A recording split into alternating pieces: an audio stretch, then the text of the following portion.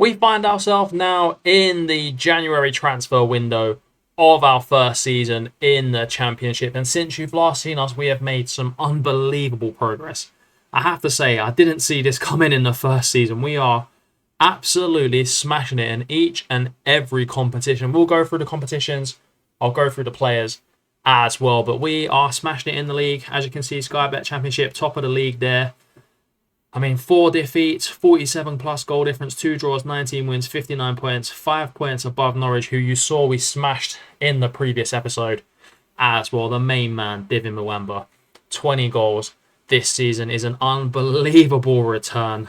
Best average rating, Callum Elder, Oscar Bob on there as well. Assist for a left back, he's up there with Riley McGree, so 2 Australians absolutely dominating the Championship assist table this season as well. Player of the matches is Divin. I mean, what a player he is. Even the goalkeeper's getting in on the clean sheets as well. 9 clean sheets this season for him as well. Real Waters on yellow cards as well. So, hey, we're dominating each table, to be perfectly honest, which is what we wanted to see thus far from the squad. And in terms of the squad, how everyone's performing, we do have a couple of injuries, and we've got a big injury that I will show you as well. This is the team that I've put in for today's game against Stoke. It is Leopold Waldscheit in goal. He's not improving. He is actually declining, and he's not really going to carry us forward any further, I don't think so. A new goalkeeper might be on the cards, particularly if we do get to the Premier League. But that's all if, buts and maybes at this stage of the season. I'm just hoping to keep our key players, and one of our key players is my boy Erin Cashin. What a defender he is. £19 million of Irish centre-back. Hasn't made his debut for the national team yet, but it won't be long. I mean, last January transfer window, we didn't lose anyone. We just lost John Jules back on loan to Arsenal. So, well, record. But this season, we've got him permanently. So, hopefully we won't lose any of our loan players to being recalled this season. But as I said, Callum Elder isn't a player I've spoken about too much on this series thus far, and he is absolutely carrying this squad this season. Stepped up from League One to the Championship. Had a few injuries last season, but this season, it's just a different gravy this season. Absolute different gravy from the Australian. Getting back into the Australian national side as well. Another player who's really developed this season is Ben Cottrell. Last episode, we say we took a gamble on him, and it's been a good gamble. The former Arsenal man is absolutely smashing it. He's improving every game. When he comes on, he plays nice balls. He gets goals. He's always in the actions, always playing well. Plays a 7 pretty much every game. Can't ask much more from Mr. Consistent there in Benny Cottrell. Other players that are doing well. John Jules didn't do it for us in League One. The amount of times I said John Jules is rubbish when I was playing this game was just unbelievable. But this season, up front, he's got good partners in Jimmy J, Uso Morgan, and Divin Mwamba. So you can't really go wrong with how he's doing this season. 10 goals, 11 starts, 13 off the bench. So 10 in 23 is very, very good. I mean, he didn't do that last season. So he only got 7 goals for us last season. So already more goals than what he got in previous seasons as well. But let's look at the main man now. You're all waiting to see how good Divin Mwamba's been. He's been absolutely class. 22 games, 20 goals, 4 assists. Just can't go wrong. 26 goals and 35 appearances overall for the football club is absolutely class.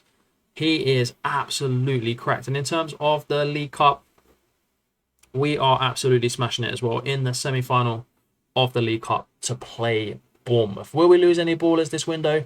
Can we keep them? Let's find out. There was no major losses in this transfer window for our Derby County side, although there were a couple of ins. We brought in young player Jayden Dans.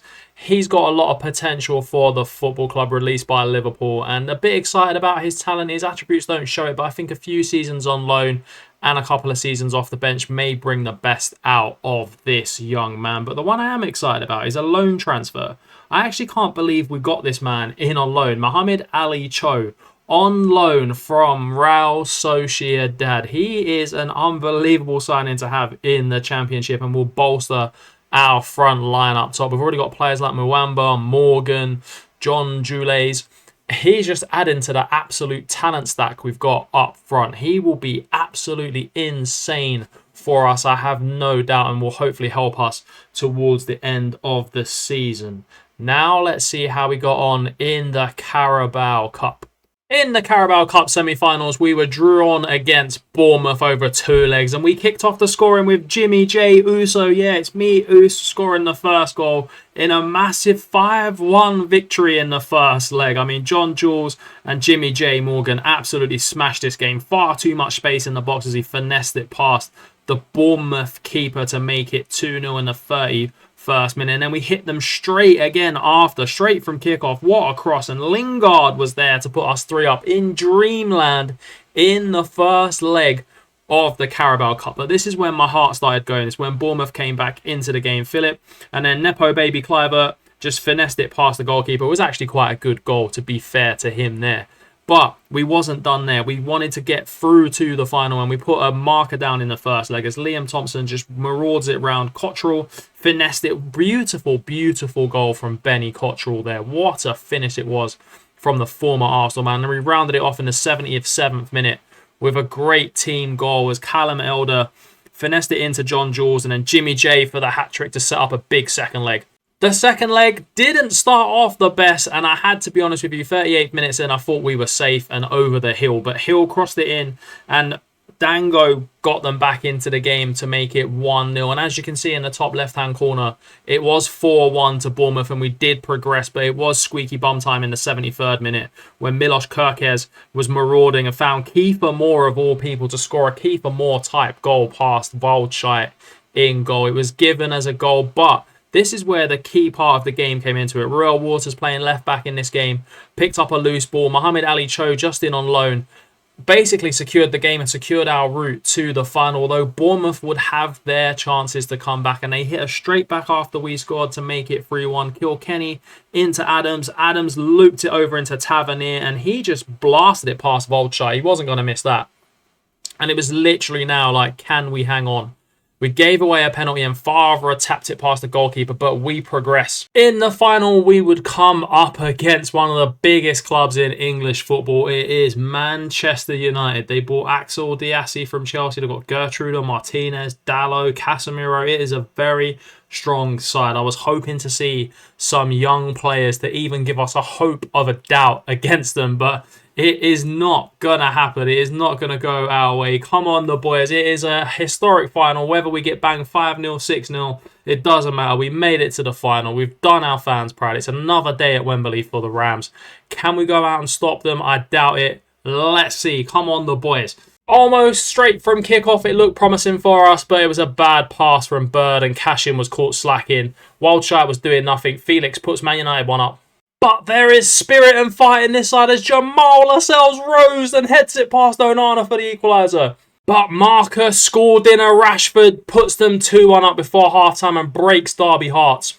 Not to be denied was John Jules, who gets the start. Oscar Bob, what a ball in, and Jules just splits the defence and one-time finish past Onana. 2-2 going into the break. What a game. But United go in front for the third time, and it was Waldscheit with a massive error in a final. This is shocking. Comes to claim it, misses it, and Felix is there for an open goal. Another error at this level, and it will cost you. And this time it's Cashin, normally so reliable, but caught again on the ball, and it's João Felix to finish us off and break our hearts. As time was fading, Oscar Bob brings it back in the 77th minute to 4-3. Elder with a great cross, and the Man City man's there for another tap-in against Onana. There it is. We don't get it done. We don't get it done. But 4-3 against Manchester United in a topsy-turvy tie is one of those things that we just have to take for this time.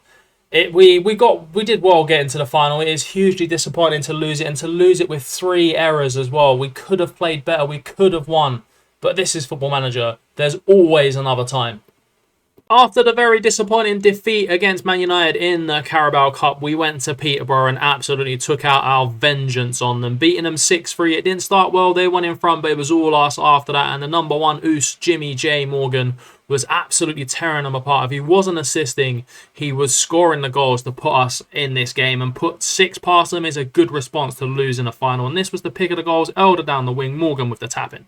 Big win against Cardiff was followed up with the 2-0 win. It was great, a big win. They were sitting in third, and it extended our lead at the top, giving us the chance to win the title if we can beat Rotherham United. Not the way we wanted to win the title, as we were defeated by Rotherham 2-1, who were 23rd in the table, but it doesn't matter. We've won the championship. We've won League One and the championship back-to-back to put our boys in the Premier League, and Rotherham were fighting for their survival. We were fighting for the title. It meant more to them. We still secured the title anyway because Norwich lost away at Middlesbrough quite heavily. So what a season it has been with Derby County. What a way to end this episode and end this season. A big, big win. Come on, the boys. We've won the league title. We are the best side in the EFL. Now we need to go to the Premier League and show what we can do on a bigger stage. Can we stay up next season? It's going to be a lot of ins, a lot of outs, a busy summer window.